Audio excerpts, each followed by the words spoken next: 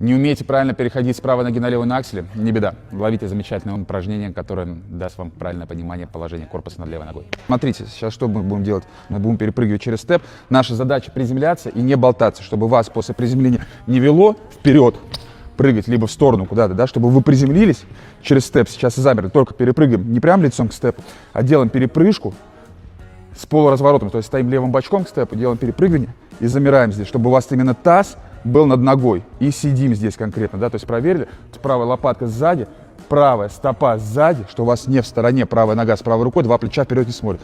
Плечи смотрят туда, то есть приземлились, здесь замерли, чтобы попа не торчала, именно у нас таз был над левой ножкой. Все понятно?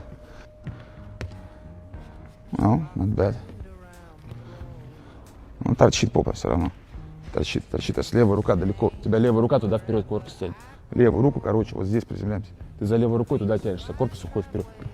Яна, хорошо, кстати. Раз. Более-менее. Хорошо.